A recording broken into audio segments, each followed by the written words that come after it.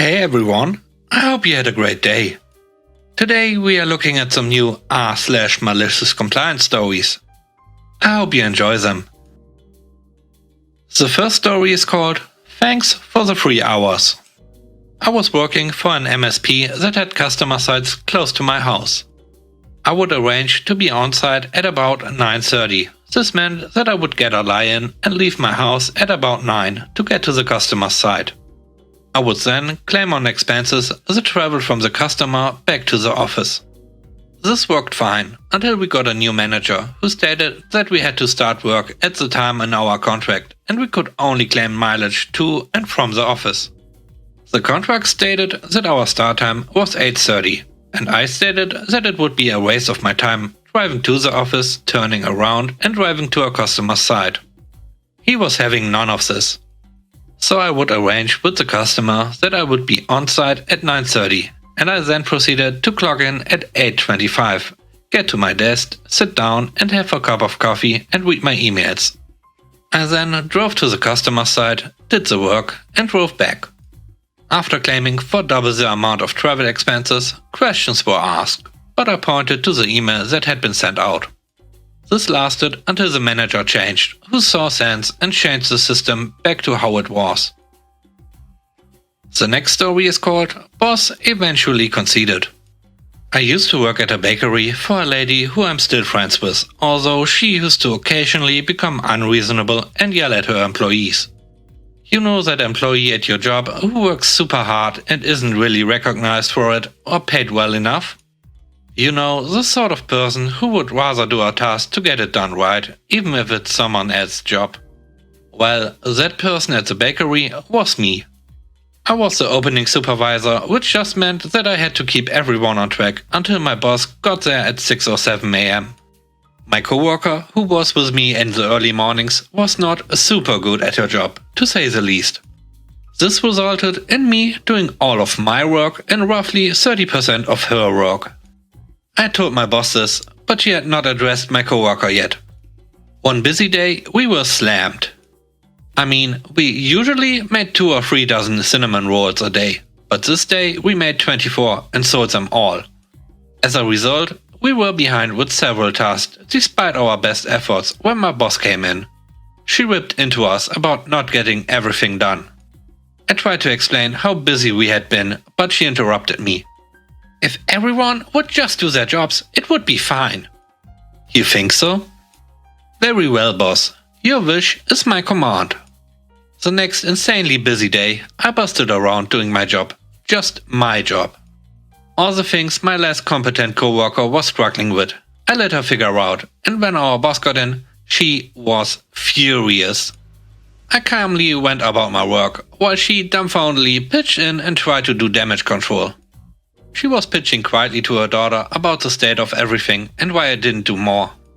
Then her daughter, Mom, she actually did all of her tasks. It's the coworker who struggled today. My boss eventually conceded that perhaps more training was in order. The third story is called Policy is Policy. In 1979, my dad's company transferred him to Mexico City from Toronto. We flew down in early December and moved into a hotel, a good hotel in the city. Our furniture was supposed to arrive in a week or so, and then we would move into the house that the company was renting for us. It did, except we found out that it was going to be stuck in customs for an indeterminate amount of time. My dad asked his company if they would let him expense some basic living gear for the house.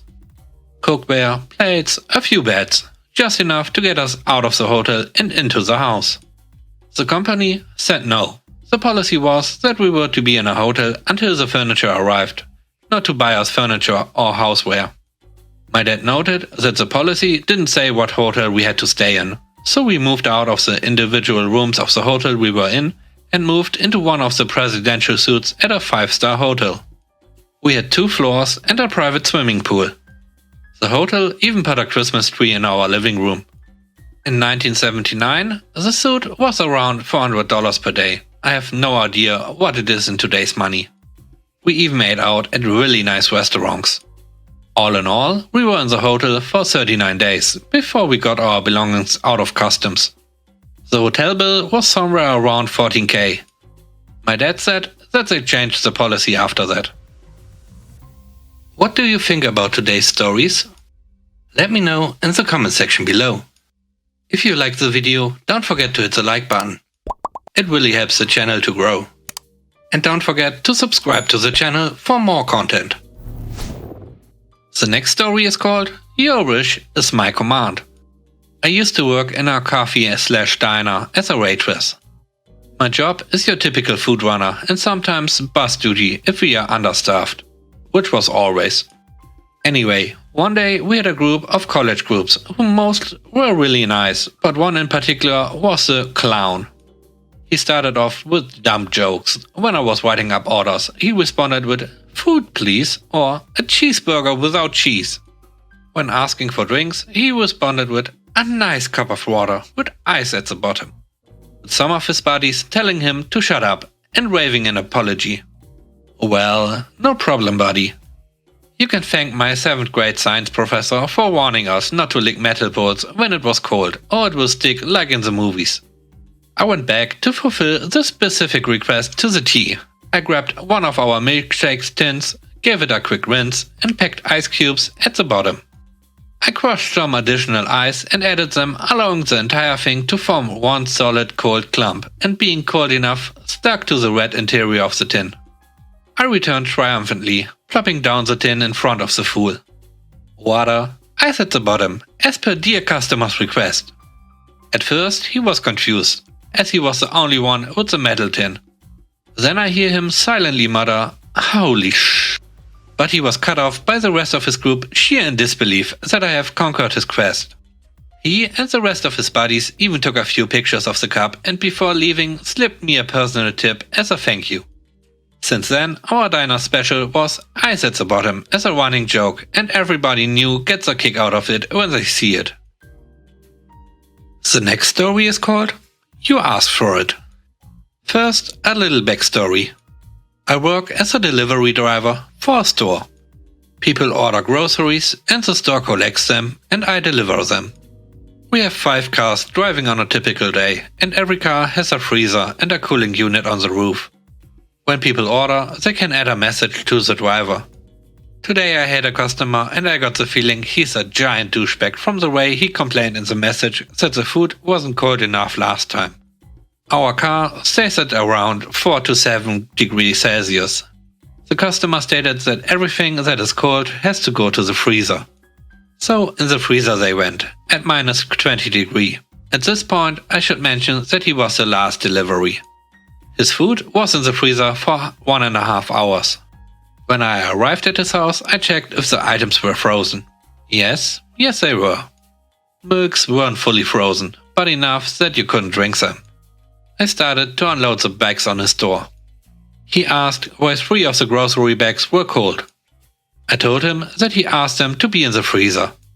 I was right the whole time. He was, and probably still is, an a-hole. Then he starts ranting about I should know what he meant and swearing pretty much. I showed him the printed receipt that stated that every item that has to be cool I have to put them in the freezer. Then I thanked him and told him to have a good day with the biggest smile I could. He let out a little grunt and closed the door. I could hear him swearing through the door. Then I gleefully walked to my car and went back to the store. He had already called there and complained. The worker who answered the phone told him the same thing I said. You asked for it and you got it. What is the problem? If he hasn't been so rude in the message, I would have just put his stuff in the bag and make sure they are as cold as possible. The last story is called Wholesome Compliance. This happened about 10 years ago now, and I have a good chuckle about it every time I pass a place in my car. I'm a pretty meek guy, so this is probably the only rebellious thing I did in my entire teenage life. My dad owns a farm, and being his son, this meant that I had a job when I was a kid, whether I liked it or not. Mostly I understood this, but that didn't mean I had to like it. I resented having to spend entire days of summer vacation, down to dusk in a tractor when it came time to harvest, which we did around 4 times between spring and fall. Basically, imagine a teenager with ADHD forced to sit in one place for 14 hours and you'll understand how it felt. Honestly, if I wasn't a total introvert, I might have snapped sooner. So anyway, it's the second day of harvest and it's getting to be late in the afternoon. I've spent about 20 hours total in a hay bind by this point over the past few days, and I ask my dad which fields to cut next. And I ask him when I'll be done, hoping in vain that I can leave and go play video games or whatever. I'll pick you up at dark. Little does he know that my little teenage heart is clenching with righteous anger for all this wasted but paid time. So several hours pass and I'm understandably getting pretty irritable. It starts getting dark, and guess what? No sign of my dad. At the time, it was becoming a bit of a recurring joke in my family about how my dad was always late, so I knew I was in for the long haul.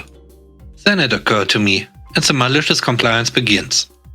My dad said he'd pick me up at the dark, and he wasn't picking me up, so that must mean that it wasn't dark yet. And what do you not need if it's not dark outside? That's right, headlights. So I continue going back and forth on this wide empty field, squinting as the light continues to fade after sunset, and stubbornly refuse to turn on the headlights. I can easily see the edges of the field of course, but everything else is blending in pretty well. I start purposely and accidentally leaving some shark fins, which are what we call the mistakes that haybind operators leave between rows when they don't get any alfalfa. A few small shark fins per field are fine, even expected. But these are on a whole new level. My dad shows up after about 30 minutes of total darkness. I forget our exact conversation, but I do remember the result. After asking me why I didn't turn on the lights and me telling him why, he laughed uproariously and I still remember it fondly to this day. I never did get any punishment. I'm not even sure he understood the extent of the missed alfalfa. It was dark after all, and it was hard to see in the dim moonlight. But whatever, it was just a few rows. I, however, like to think he was a little proud of me because I was the type of teenager who never got into mischief. Thanks for watching the video. If you had fun watching the video, please subscribe to the channel for more content. And please let me know what you think about the video in the comment section below. Have a great day. Bye bye.